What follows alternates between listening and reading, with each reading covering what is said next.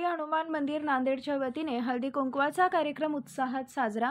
नांदेड शहरातील ऐतिहासिक परिसरातील होळी हनुमान मंदिर इथे चौधरी महिला मंडळाच्या वतीने आज दिनांक 17 जानेवारी 2024 रोजी हळदी कुंकवाचा कार्यक्रम उत्साहात पार पडला। कार्यक्रमाची सुरुवात देवीचे पूजन करून झाली। सर्व सुवासिनी महिलांचा चौधरी महिला मंडळाच्या वतीने सत्कार करण्यात आला। सुवासिनी महिलांना वाणाची देवाणघेवाण झाली व स्नेह भोजनाची व्यवस्था करण्यात आली होती। सुहासिनींनी उखाणे घेतले। या कार्यक्रमाचे सुंदर सजावट व वर्षभरातील प्रत्येक सणाचा देखावा आपल्या रांगोळीतून सादर केला। या कार्यक्रमाला होळी हनुमान मंदिर परिसरातील शेकडो महिला उपस्थित होत्या। कार्यक्रमाचे आयोजन चौधरी महिला मंडळ होळी हनुमान मंदिर नांदेडच्या वतीने करण्यात आले।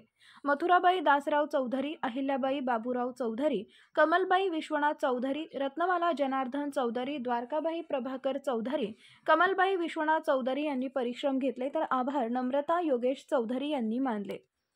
Hanumant Chandankar, news reporter, Nanded.